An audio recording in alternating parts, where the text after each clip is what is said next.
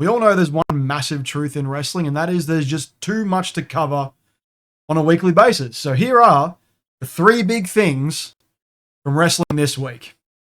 And then I imagine there's like a graphic and three big things and editing. Ricky, can you get onto that? That'd be great. Fuck off. Hello. And welcome to Ricky on Wrestling. In this video, we're going to be going over the three big things from this week in the world of pro wrestling. And we're going to start off with number one, and it's not great news. It was announced today, unfortunately, that Cedric Alexander, AOP, Paul Ellering, Blair Davenport have all been released by the company, and Sonya Deville will not be renewed once her contract ends, I believe, in a very short period of time. It's only probably going to be a couple of weeks. And this just, it sucks. Coming this close to WrestleMania as well, it's just like, this is very poor timing, but it just is one of those things. Every year we kind of expect at some point they're going to be moving some wrestlers on or not renewing contracts, and it's just part of the game, but it sucks. However, if we want to find a silver lining on this gloomy ass cloud, this isn't the same as being released by the company 15 years ago. Hell, this isn't even being released by the company 10 years ago. There are so many options out there right now, and that is just a situation that didn't exist. So there's AEW, there's TNA, there's going over to Japan, there's just sticking on the indies. There are options to go out there and still make really, really good money. It doesn't have to be WWE. They're not the only game in town. They haven't been for a while. So I feel like these releases, although they are sad because there is that security of being in the biggest company in pro wrestling, there's still options out there. And we've seen multiple wrestlers who have been released from WWE go and flourish in other brands. So it sucks. It does. I'm not trying to paint over this. It's not this death sentence on your career that it may have been at one point in time. Everything in pro wrestling right now is on the rise. You'd be stupid not to think that. Like, WWE is the high tide that is raising all ships. So yeah, it sucks, but I see bright futures pretty much for everyone here. Maybe not Paul Ellering. The dude is pretty fucking old.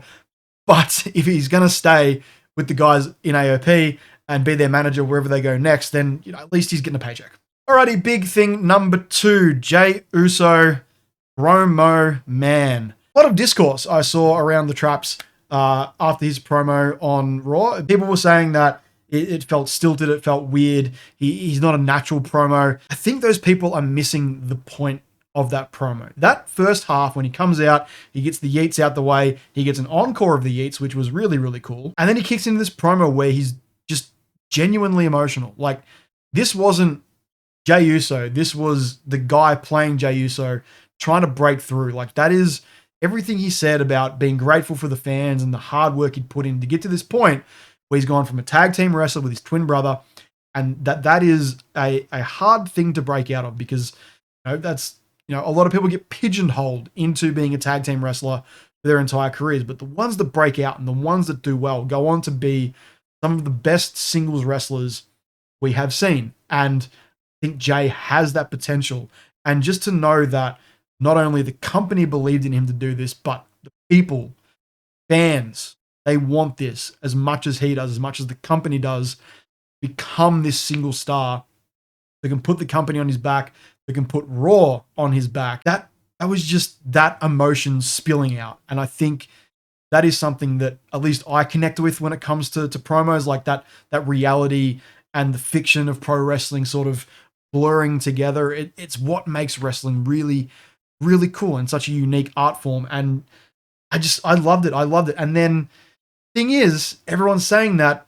Did you not watch the second half of that promo when Gunther comes out and Jey gets more focused? And then bang, we're into that weird thing he does where he like leans forward and he looks really intense, and like, I dig it. I really think it's a cool and unique promo delivery style, I guess. It's something unique to him. And Jimmy does it a little bit as well, but Jey kind of is becoming his thing, his signature way of like presenting himself. He sort of tenses up, and the way he delivers his words is really impactful. So again, when Gunther came out, that's when the focus hit. The promo really went up a notch, and I'm all for this feud if that is the route they go down. Obviously, he was on SmackDown this past Friday. Another great promo. Cody, loved some of Cody's lines there, where he's like, if you choose me, We get to have a fun night here in Memphis tonight, but it'll be the last one. They call back to that press conference where they were both pretty drunk, and just to call back to that in this moment of seriousness was a really, really nice touch. And Gunther saying that if you choose me and I don't feel like you add to my legacy at WrestleMania. If I beat CM Punk, if I beat Drew, if I beat John Cena, that adds to my legacy. Beating you, I've done that before. If you choose me, I'm going to make every single week of your life hell between now and WrestleMania. And I think if that is the way they go, which I feel like that is the way they're going to go, it has the potential to elevate this feud to get it to a point where it belongs in the main event of night one. Will it get there? Time will tell. But the little taste that I got from this just first interaction between them leads me to believe that, yeah, if done right, if we do this run where Gunther is just continually making Jay's life hell, it has the potential to get there as a feud that people are frothing to see this, and it deserves its spot on the main event of either night one or night two. And like I said, I don't right now think that it belongs ahead of anything that Roman or CM Punk is doing, title or not. Can it get there? I hope it does. I hope that WWE lives up to its promise every year of saying the Royal Rumble winner goes on to main event WrestleMania, and it never happens. This year, it happens. And big thing number 3, Charlotte Flair, the perpetual heel. As much as we try to make her a face, people still fucking hate her. So Charlotte came out and tried to cut a face feud on Raw. It did not work. Cleveland didn't like it. She kind of pivoted a little bit, which I feel is just like that veteran's ability to sort of read a crowd and go, they are not picking up what I'm putting down. Let's change gears here a little bit and just feed into the reaction that I'm getting. And that's what she did. She healed it up a little bit. And I just feel like just let her be a heel, or at least just let her get the reaction she's going to get. Because I feel like we're in, and this is, I don't know if this is a good thing or a bad thing to say this, she's in John Cena territory where people are just going to react how they feel about her, whether it's good or bad. We saw it with John Cena. There was the, LOL Cena wins era where people just booed the shit out of him. But eventually you get through like 2016, 2017, he has a couple of really good feuds, the one with AJ Styles especially. And people start to realize that, God, this guy is just so good at what he does.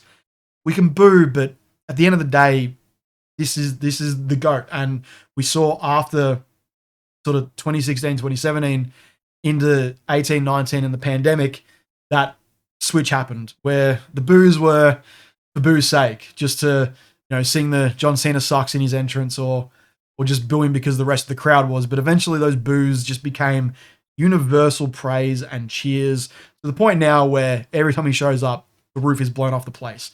And I feel like that is Charlotte's future, where it's just like, we're going to, each person is going to react to her individually. Going to be people that think that she gets pushed to the moon, despite of everything happening around her in the women's division. And then the people that understand that she is one of the best things in this division. And she's one of the best women of all time. They're just going to cheer her regardless. And they should. But I feel like eventually we're going to hit that breaking point of everyone's just going to appreciate her for what she's done. The body of work that she has put in will out, and she's going to get there eventually where everyone just cheers her every single night. But we're not there just yet. But if you wanted to see universal cheers, Rhea Ripley comes out and place goes nuts. She says, hey, it's 1-1 essentially. You beat me, I beat you. Let's do this thing. Best 2 out of 3. And I would be keen for that, but I feel like, and I still hope, beyond hope at this point, that Io Sky is somehow still getting into that main event, even though she isn't going to be at Elimination Chamber. So my odds of that are going very, very downhill, and I'm going to have to redo my WrestleMania card prediction video after the Chamber. Could see it, would see it. It'd be great, but maybe not at WrestleMania. Maybe we just do it at some other point. It does seem like that she's going after Tiffy. The promo on SmackDown kind of felt like more of a, this is the direction that we're going in. And I think you capitalize on that reaction that Charlotte is getting, that essentially heel reaction she's getting right now, and you use that to propel Tiffy to the monster face that I think she has the potential to be. Now, she's got a match with Nia next week. I think that may be the thing that really cements her as, okay, she is now a face. Because ever since she won the title, kind of been like, well, the crowd likes her, but the way she's acting is still kind of how she was acting when she was a heel. So has anything really changed? Not a great deal, but I feel like one more match with Nia, cements her as a face. She goes in, Charlotte's a heel. We have our nice heel face dynamic.